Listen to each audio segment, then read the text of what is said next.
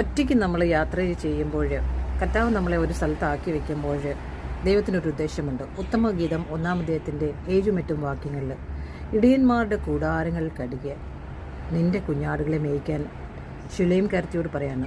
ഇന്ന് സഭ, നമ്മളെല്ലാവരും സഭയാണ്, ദൈവത്തിൻ്റെ മക്കളാണ്. അപ്പോൾ ഈ ചെടിയിലൂടെ കാണിക്കുന്നത്, കുറേ ദിവസം മുമ്പാണ് ഈ ചെടി നട്ടത്. ഒരെണ്ണം ഇങ്ങനെ കിളികളിങ്ങനെ ഇതിൽ നിന്ന് കൊത്തി ഇങ്ങനെ ഇട്ടപ്പോൾ ഞാനത് ജസ്റ്റ് ഇങ്ങനെ കുത്തി വെച്ചതേ ഉള്ളൂ. അത് ഇന്ന് കഴിഞ്ഞ ദിവസമാണ് ഞാൻ ശ്രദ്ധയിൽ വന്നത്.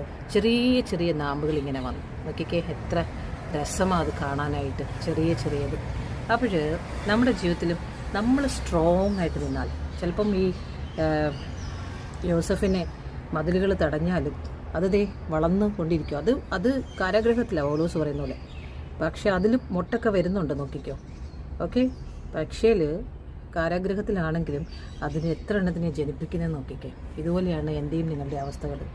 നമ്മൾ ഏതവസ്ഥയിലൂടെ പോകുന്നു എന്നല്ല, നമ്മൾ അനേകരെ എഴുന്നേൽപ്പിക്കുന്നുണ്ടോ, വളർത്തുന്നുണ്ടോ, അനേകരെ ശിഷ്യരാക്കിക്കൊള്ളുവാനാണ് പറഞ്ഞത്.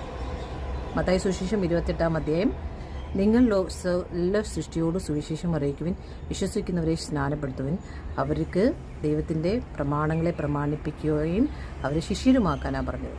അപ്പോൾ അവർ ശിഷ്യരാകണമെങ്കിൽ നമ്മൾ ആദ്യം ഉറയ്ക്കണം ഇതിലേക്ക്.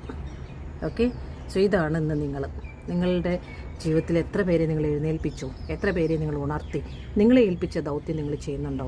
സ്ത്രീകളെ, നിങ്ങൾ ഓരോരുത്തരും ഒരു സ്ത്രീയെയും കൊണ്ട് യേശു കർത്താവ് തൻ്റെ ശവസംസ്കാര ശുശ്രൂഷ മുന്നോടിയായി ചെയ്യിച്ചുവെങ്കിൽ നിങ്ങൾ ഓരോരുത്തരും ആ മറിയയുടെ ജ്ഞാനം എത്രയാണ്, അവൾക്ക് കിട്ടിയ ജ്ഞാനം യേശു കർത്താവിൻ്റെ കാൽക്കലിരുന്ന് ഗ്രഹിച്ചതുകൊണ്ടല്ലേ അവൾക്കത് മനസ്സിലായത്.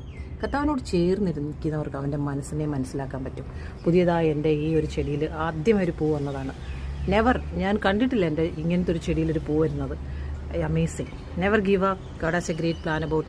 ഈ പുതിയ പാവൽ വരുന്നത് പോലെ എനിക്കൊത്തിരി ഹോപ്പാണ് ഈ പാവലിൽ. കാരണം നമ്മുടെ പാവലെല്ലാം കരിഞ്ഞു പോയി, ഇനി പുതിയ പാവൽ വരികയാണ്. അപ്പോൾ നിങ്ങളെക്കുറിച്ചും ദൈവത്തിന് ഭയങ്കരമായ ഒരു പർപ്പസാണ്. നിങ്ങൾ എഴുന്നേൽക്കുക, കർത്താവ് വളർത്തുമാറാക്കട്ടെ. നിങ്ങളുടെ ശുശ്രൂഷയിൽ നിങ്ങൾ ഉണരുക, ദൗത്യം ചെയ്യുക.